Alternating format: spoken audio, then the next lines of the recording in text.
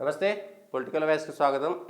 ఒక మంచి వార్త చూద్దాం. చాలా రోజులుగా చర్చ జరుగుతున్నది. రోజులే కాదు, నెలలుగా, కొన్ని తరాలుగా చర్చ జరుగుతున్నది. తెలంగాణ ప్రాంతంలో ముఖ్యంగా ఎక్కువ చర్చ జరిగేటువంటిది అనుకోకుండా మేడారం సమ్మక్క సారక్క జాతర జరుగుతుంది కాబట్టి సమ్మక్క సారక్క జాతరకు సంబంధించినటువంటి ప్రధాన పూజారి ప్రజలకు ఒక విజ్ఞప్తి చేశారు. ప్రజలకు ఒక సూచన చేశారు.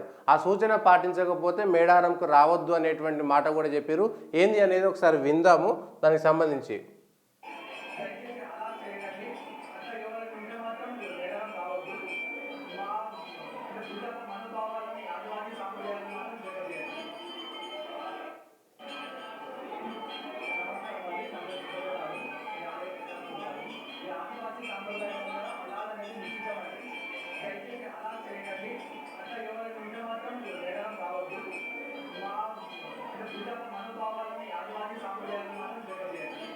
ఇది మేడారంకు సంబంధించినటువంటి ప్రధాన పూజారి అరుణ్ గారు ఏం చెప్తున్నారంటే, ఇది ఆదివాసీ సాంప్రదాయం కాదు. ఇక్కడికి వచ్చి ఎవరైనా సరే మొక్కులు చెల్లించాలంటే సమ్మక్క సారక్క దగ్గర మాత్రమే మొక్కులు చెల్లించుకోవాలి. ఏ మొక్కులు చెల్లించాలన్నా సమ్మక్క సారకు మాత్రమే చెల్లాలి, ఆ దేవతలకు మాత్రమే చెల్లాలనేటువంటిది స్పష్టంగా చెప్తున్నారు. వాళ్ళు కోడిని కోసినా మేకను కోసినా ఏ బలి ఇచ్చినా కూడా అది సమ్మక్క సారమ్మకు మాత్రమే చేరాలి, వాళ్ళకు మాత్రమే చెల్లాలని స్పష్టంగా చెప్తున్నారు. ఇక ఈ మధ్యలో ఈ తురుష్కుల కాలం నుంచి, మొఘలుల కాలం నుంచి, నిజామోడు పరిపాలించిన తర్వాత ఈ దేశంలో హిందువుల మీద బలవంతంగా నుద్దబడినటువంటిది ఏంటంటే, వీళ్ళు హిందువులు అయి ఉంటారు, వీడు నేను హలాల్ చేయకపోతే తినా అని మొదలు పెడతాడు. మళ్ళా వాడు సగం సగం ఉంటాడు, అటు కాకుండా ఇటు కాకుండా అయిపోతాడు. అటు పోతాడు ఇటు పోతాడు, ఎటు వాళ్ళు అర్థం కాక మాకు ఇంట్లో లేదు, మా నాయన చేయలేదు, ఈ కందూరు అనేటువంటిది చేసి సగం మంది బీసీలు కందూరు చేసి వాళ్ళ జీవితాలను నాశనం చేసుకుంటున్నారు. అవును, నీ జీవితాలను నాశనం చేసుకుంటారు. పెత్తన ఏదో తెలియని ఒక ఆర్భాటాలకు వెళ్ళిపోయి మేము కందూరు చేయాలి, ఈ ఆటలు పోయాలని లేకున్నా పైసలు లేకున్నా ఖర్చు చేయాల్సినటువంటి దుస్థితికి వస్తున్నది. దయచేసి ఇప్పటికైనా అది ఎప్పుడో బలవంతంగా ఈ దేశం మీదకి తుష్కులు ఒక 800, 900, 1000 సంవత్సరాల క్రితమో ఈ భారతదేశం మీద ఒక మతం లేనప్పుడు ఆ మతం వాళ్ళు ఈ దేశం మీదకి దండయాత్ర చేసిన తర్వాత చంపేటోళ్ళని చంపారు, మతం మార్చేవాళ్ళని మతం మార్చారు. అంత అయిపోయిన తర్వాత ఏం దిక్కు లేకపోతే ఆఖరికి ఇళ్ళల్లో అందులో మా ఈ గుళ్ళు గులగొట్టి గుళ్ళ మధ్యలో పెట్టి వేములవాడల మధ్యలో ఒకటి దర్గా పెట్టి చూసిరా. అట్లా ఏదో ఒకటి విచ్ఛిన్నకరమైనటువంటి చేసిరు. ఆ సాంప్రదాయంలోకే ఇప్పుడు హలాల్ అనేటువంటి దాన్ని కూడా ఈ హైదరాబాద్లో బోనాలు చేసినప్పుడు కూడా బోనాల దగ్గర పోతారు, అమ్మవారి దగ్గర పోతారు, కోడికి వస్తారు, హలాల్ ఇస్తారు. అరే ఎంగిల్ చేసింది నువ్వు మీ దేవునికి ఇస్తే ఎట్లా? నువ్వు హలాల్ చేసినావంటే ఇంకొక ఆయన తిన్నదాన్ని నువ్వు మళ్ళీ మీ అమ్మవారికి ఇస్తున్నట్టు కదా. అదే అంశాన్ని ఇక్కడ చెప్తున్నారు. సమ్మక్క సారక్కకు నువ్వు బలిచ్చి నువ్వు ఏదో మొక్కు చెల్లించాలనుకుంటే, నువ్వు నైవేద్యం చెల్లించాలనుకుంటే నువ్వు చెల్లించాల్సింది డైరెక్ట్గా సమ్మక్కకో సారక్కకో చెల్లించాలి. కానీ నువ్వు హలాల్ చేసినవంటే ఇంకెవరో ఎంగిల్ చేసిందని నువ్వు నీ దేవతకి ఇస్తున్నట్టు. ఇది ఎక్కడ అన్యాయం?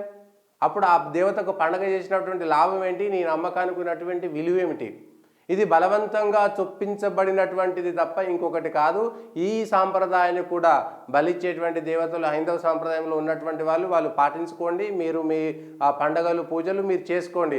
హైదరాబాద్లో కూడా ఈ బోనాల పండుగ అప్పుడు అమ్మవార్ల ఊరేగింపులప్పుడు మాకు లేదండి, మా వంతన లేదు, మా ఇంట వంట లేదు, మేము ఇది చేస్తేనే మేము ఇది చేయం అది చేయం, శుక్రవారం మేము ఈ జెండా ఎగరేస్తాం అనేటువంటి ఒక భావ దారిద్ర్యపు ఆలోచన నుంచి బయటకు వచ్చి దయచేసి ఈ సాంప్రదాయాన్ని అన్నీ వదిలేసి హాయిగా నిశ్చింతగా మన దేవతకు ఎక్కడైతే మనం బలించుకుంటామో నైవేద్యం చేసుకుంటామో దయచేసి ఆ ఎంగిలి చేసినటువంటి నైవేద్యాన్ని తీసుకుపోయి మళ్ళీ అమ్మవార్లకు అయ్యవార్లకు పెట్టకూరు. దయచేసి ఆ పోతరాజు కన్నో లేదా అమ్మవారి కన్నో పెట్టేటువంటి బలిచ్చేటువంటి వాటిని తీసుకుపోయి హలాల్ చేస్తే అది ఎంగిలైపోయినట్టే. ఎంగిల్ని తీసుకుపోయి అమ్మవారికి ఇచ్చేసి ఇంకా అపవిత్రం చేస్తున్నటువంటి పద్ధతిని మాత్రం దయచేసి విడనాడండి. ఈ మేడారం పూజారి గారు చాలా స్పష్టంగా చెప్పారు, ఎవరైనా హలాల్ ఇచ్చేటోళ్ళు ఉంటే దయచేసి రాకుండానే చెప్తున్నారు. అక్కడ ఆదివాసీలకు సంబంధించినటువంటి సాంప్రదాయాలు మాత్రమే పాటించాలి, మా ఆదివాసీ సాంప్రదాయాల్లో హలాల్ లేదు, హలాల్ ఇచ్చేటోళ్ళు మాకు సంబంధం లేనటువంటి వాళ్ళు అనేటువంటిది చాలా స్పష్టంగా చెప్తున్నాడు. దయచేసి మేడారం పోయేటోళ్ళు, మేడారం ఒకటే కాదు, ఈ బోనాలు పండుగ చేసేటప్పుడు ఆషాఢం బోనాలు, శ్రావణం బోనాలు లేదా ఊర్లలో కూడా ఎన్నో ఉప్పలమ్మ పండుగనో, ఎన్నో మైసమ్మ పండుగనో, ఎన్నో ఎల్లమ్మ పండుగనో, దుర్గమ్మ పండుగనో చేస్తే ఆడ కూడా హలాలోళ్ళు మొదలయ్యారు. మళ్ళీ మనకి 20 రూపాయలు ఇవ్వాలి ఎక్కువ. హలాల్ చేస్తే అనుకో 10 రూపాయలు 20 రూపాయలు ఇవ్వాలి. అరే నువ్వు ఈ దేవుని కాడికి వచ్చి హలాల్ చేసి వీళ్ళని ఖరాబ్ చేసి వీళ్ళ మైండ్ని అంతా తొలిచి వీళ్ళలో అయ్యో నువ్వు చేయకపోతే నీకు ఏమవుతుంది, ఏం కాదు హలాల్ చేయకపోతే మనం ఏం అవసరమే లేదు. ఇంకొకటి హలాల్ చేసి బలవంతంగా హలాల్ కూడు తినిపిస్తారు మనతోటి. ఏదైనా చికెన్ షాప్ పోయి ఏదైనా మటన్ షాప్ పోయి మంచిగా జట్కా మటనో జట్కా చికెనో తిందామంటే కూడా లేదు, బలవంతంగా హలాల్ చేసి మన మీద రుద్దుతున్నారు. దీనిపైన కూడా ఉద్యమం రావాలి, విప్లవం రావాలి, వ్యతిరేకత రావాలి. ఎందుకు మనం ఎందుకు తినాలి? హలాల్ చేసిన వాళ్ళు వాళ్ళ ఇంట్లో వాళ్ళు హలాల్ చేసుకుంటారు, వాళ్ళ సాంప్రదాయము, అది వాళ్ళ ఇష్టము, వాళ్ళ రెస్పెక్ట్, మనకు సంబంధం లేదు. ఏదన్నా చికెన్ షాప్ పోవాలంటే హైదరాబాద్లో కేవలం ముస్లింలు మాత్రమే కోస్తారేమో, వాళ్ళు ఇచ్చినటువంటి హలాల్ని బలవంతంగా మనం తినాల్సినటువంటి కర్మ మనకేమున్నది? దయచేసి హిందువులంతా ఆలోచించాల్సినటువంటి మంచి సందర్భాన్ని ఈ మేడారం పూజారి గారు మంచి సమయానికి గుర్తు చేశారు. ఈ అంశాన్ని ప్రజలంతా మళ్ళొక్కసారి చర్చలోకి తీసుకెళ్ళాలి. బలవంతంగా నిజాం పరిపాలించినప్పుడు మన మీద రుద్దిండు, ఊర్లల్లో పీరీలు పెట్టిరు, ఊర్లల్లో ఇవేవో కందూర్లు పెట్టిరు, దర్గాలు పెట్టి ఆగం చేసి ఎక్కడ ఏ దర్గా పోయినా హిందువే ఉంటాడు. వాడు అల్లకు లోపల పెట్టేటప్పుడు బొట్టు తీసేయాలి, మీద ఇది కట్టుకోవాలి, అది కట్టుకోవాలి, ఈ తలకాయ మీద ఇది పెట్టుకోవాలి, కాళ్ళ మీద అది పెట్టుకోవాలి, బొంద మీద బొంద పెట్టుకోవాలని మొదలు పెడతారు. దయచేసి ఈ విషయాలను మాత్రం ఈ పూజారి గారికి హ్యాట్సాప్ చెప్పాలి.